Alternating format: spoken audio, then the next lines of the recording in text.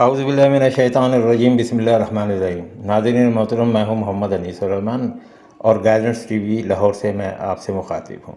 हमारा आज का मौजू बैरूत में होने वाले धमाके और मशरिक़ वस्ती में खेले जाने वाले खेल का पस मंज़र जानना है। नाज़रीन मोहतरम, 16 सितंबर 1977 की एक सर्द रात इसराइली जनरल और साबिक वज़ीर दिफा मोशे दायान पेरिस के चार्ल्स डे गॉल एयरपोर्ट पर उतरता है। वो तल अबीब से पहले ब्रसल्स और वहाँ से पेरिस आता है, जहाँ पर वो अपना रवायती हुलिया, बालों की नकली विग और नकली मूछों के साथ तब्दील करके गहरे रंग की ऐनक लगाकर अगली मंजिल की जानिब रवाना होता है। अगली मंजिल मराकश का शहर रबात है, जहाँ पर उसकी मुलाकात शाह हुसैन खामिस और अनवर सादात के नुमाइंदे हसन अत्तहामी से तय है। तल अवीव से मराकश पहुँचने के लिए यूरोप के 2 शहरों से गुजरना और पेरिस में हुलिया बदलने का मकसद अपने आप को आलमी प्रेस और यूरोप में मौजूद PLO के इंटेलिजेंस नेटवर्क से पोशीदा रखना था। उस ज़माने में यूरोप, ख़ुसूसन पेरिस में फ़लस्तीनी मुजाहिदीन का इंटेलिजेंस नेटवर्क भी खासा मजबूत था, जिसकी ज़्यादातर बागदौड़ अलजज़ायरी निज़ाद मुसलमानों के हाथ में थी। मिस्री नुमाइंदा हसन अत्तहामी जमाल अब्दुल नासिर का करीबी साथी रहा था। 1993 में इसे अमरीकी CIA के तहत तरबियत देने के बाद पहले ऑस्ट्रिया में मिस्री सफ़ीर और इसके बाद इंटरनेशनल एटॉमिक एनर्जी एजेंसी में नुमाइंदा मुकर्रर किया गया। रबात में मुलाकात का बड़ा मकसद सादात की अमन की कोशिश और ख्वाहिश को अमली जामा पहनाने से पहले इसराइल से पेशगी मामला तय करना थे। इन तमाम मुज़ाकरात में मोशे दायान के नकली हुलिये से निकलकर असली हुलिये में आने के सिवा कोई तब्दीली नहीं आई, लेकिन फ़लस्तीन के मसले पर अरबों को तकसीम करने का अमल शुरू हो चुका था। इस तमहीद के बांधने का असल मकसद ये है कि बदकिस्मती से अब अरब हुकूमतों के दरमियान इसराइल से ताल्लुकात उस्तवार करने की गोया एक दौड़ लग चुकी है। मसला कुछ इस तरह है कि अरब बहार की पहली लहर ने निस्फ से ज़ायद अरब मुल्कों की हुकूमतों को तैबाला कर दिया था। मिस्र का हुस्नी मुबारक, लीबिया के कर्नल कज़ाफ़ी, यूनस के अली बिन अली के इंतहाई मजबूत इक़्तिदार अवामी रौ में बह गए। इसके बाद अरब बहार का दूसरा मरहला सूडान से शुरू किया गया और उमर अल बशीर के 30 साल दौरे इक़्तिदार को 30 दिनों में उलट दिया गया। खित्ते में मौजूद अरब हल्के इस बात से पूरी तरह वाकिफ़ है कि इस तमाम तब्दीली के पीछे मगरिब का सोचा समझा हाथ है, और ऐसा सब कुछ इसलिए किया जा रहा है कि ताकि बाकी अहम अरब हुकूमतों को इस बात का इशारा दे दिया जाए कि वही अरब हुकूमत कायम रह सकेगी जिसके दोस्ताना ताल्लुक़ इसराइल के साथ उस्तवार होंगे। अरब हुकूमतों ने जिस वक्त मसला फ़लस्तीन की ज़िम्मेदारी का जुआ अपने गले से उतारा, उस वक्त से उनके इक़्तिदार में अपने कदम जमाना मुश्किल हो गए। 30 बरस तक ये खेल खुफिया अंदाज में खेला जाता रहा, लेकिन अब बहुत से मामलात से पर्दा उठ चुका है। नाज़रीन मोहतरम, ज़्यादा दूर की बात नहीं, मुश्किल से 40 बरस पहले का किस्सा होगा, जब तमाम दुनिया में फैले हुए मुसलमानों का सबसे बड़ा मसला मकबूजा फ़लस्तीन की आज़ादी हुआ करता था। इस मसले को 2 आतशा 1967 की अरब इसराइल जंग के दौरान क़िबला अव्वल पे सहूनी रियासत के कब्ज़े ने कर दिया था। फिर क्या था, आलम इस्लाम ख़ुसूसन अरब दारुल हुकूमतों में आए रोज़ क़िबला अव्वल की आज़ादी के लिए ज़बरदस्त एहतजाज हुआ करते थे। बात सिर्फ अरब दारुल हुकूमतों की नहीं थी, इस्लामी दुनिया के गैर अरब ममालिक भी इसमें पेश थे। कभी किसी अखबार या जरीदे के रिकॉर्ड रूम में जाकर पुरानी तस्वीर देखी जाए तो हमें मालूम होगा कि लाहौर की माल रोड ने भी क़िबला अव्वल की आज़ादी के हक़ में मुज़ाहरों के बहुत से मनाज़र देखे हैं। ब्लैक एंड वाइट दौर की इन तस्वीर में मकासद पूरी सच्चाई के साथ लोगों के चेहरों पर आया देखे जा सकते हैं। फिर यूँ हुआ कि मगरिब की सहूनी सरमायादार इशराफिया ने मिस्री हुकूमत में मौजूद अपने कारिंदों के ज़रिए अनवर सादात को अमन की पट्टी पढ़ानी शुरू की, और इस तरह मिस्री सदर अनवर सादात को अमन का शहज़ादा बनने की सूझी, और वो 1977 में कैंप डेविड मुआहदा करके मगरिब का तो मंजूर नज़र बन गया, लेकिन अरब कौम ने उसे यकसर मुस्तरद कर दिया। आलम अरब को ख़ुसूसन और आलम इस्लाम को अमूमन अल-कुद्स के मसले से दूर रखने के लिए आलमी सहूनियत का ये दूसरा कदम था। پہلا قدم اس وقت اٹھایا گیا جب عرب دنیا کا اسلام سے تعلق ختم کرنے کے لیے عرب ازم کی تحریک چلائی گئی تھی، اور جمال عبد الناصر نے اس حوالے سے عالم عرب میں خاصی شہرت حاصل کر لی تھی۔ عرب ازم کا سب سے بڑا فائدہ اسرائیل کو یہ ہوا کہ مسئلہ فلسطین کو عالم اسلام کی بجائے عالم عرب کا مسئلہ بنانے میں آسانی ہو گئی۔ اس طرح عالمی سطح پر اٹھنے والا رد عمل علاقائی سطح تک محدود کیا جا سکتا تھا۔ جس وقت مصر نے اسرائیل کے ساتھ امن معاہدہ کیا، اس وقت مصر ابھی جمال عبد الناصر کے سیاسی ترکے انور سادات کے ہاتھ میں ہی تھا، لیکن اس کے باوجود اس زمانے میں باقی عرب ملکوں میں ابھی جرأت اظہار کا کچھ مادہ موجود تھا۔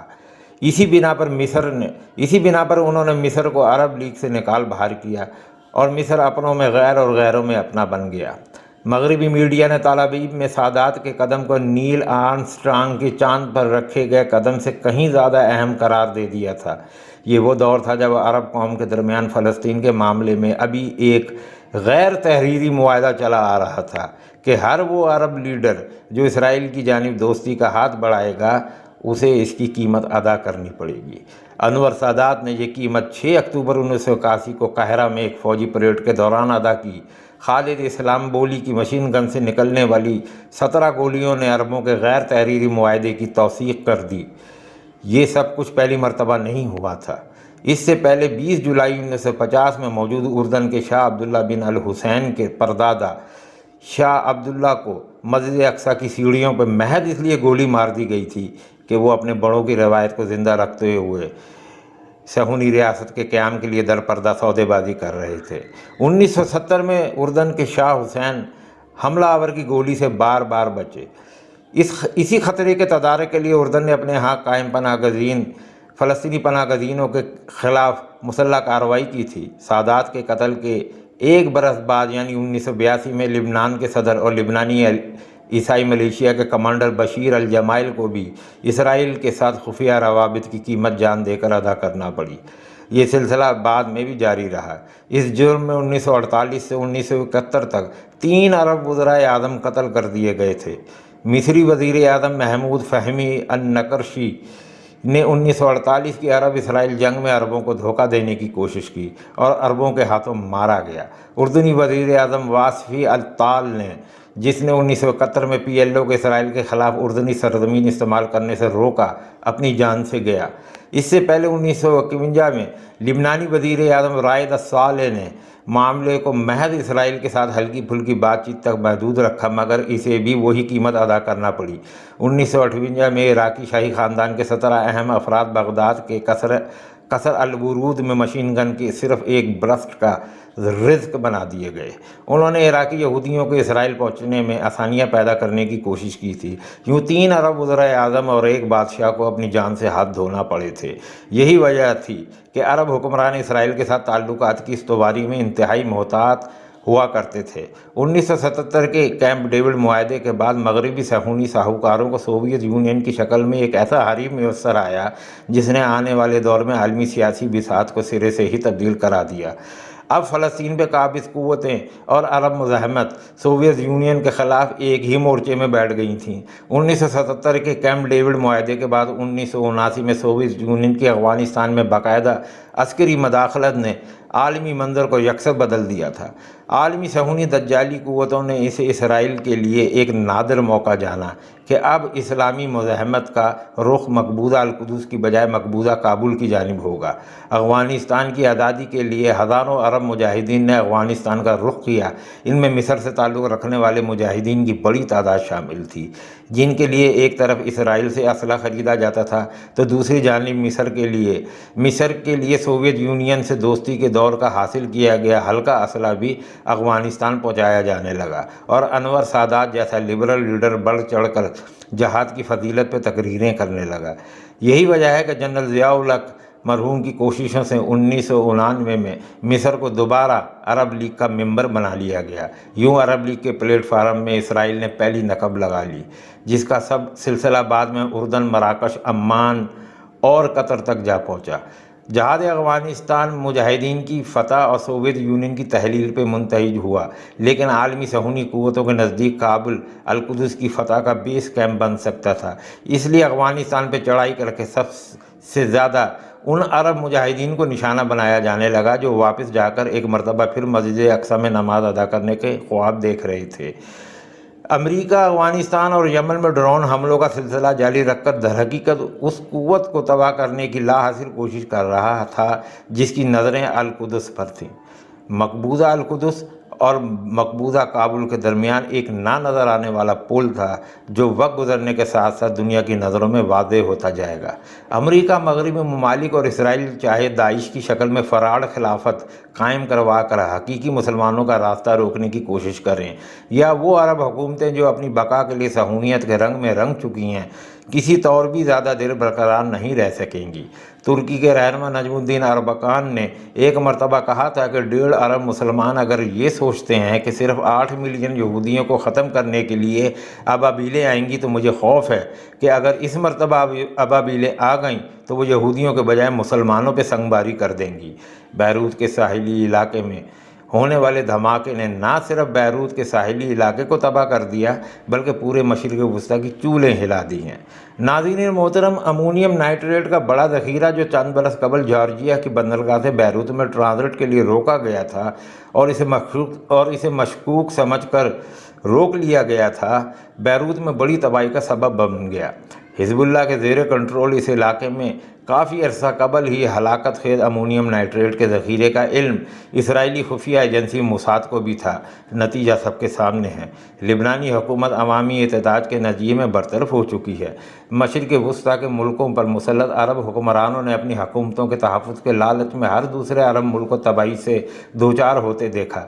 کہیں اپنی مرضی کی حکومتیں قائم کرنے کے لیے مالی امداد دی جاتی تاکہ ان کے حمایت یافتہ افراد اس جگہ حکمران بن سکیں اور خطے میں ان کے مفادات کا تحفظ کر سکیں۔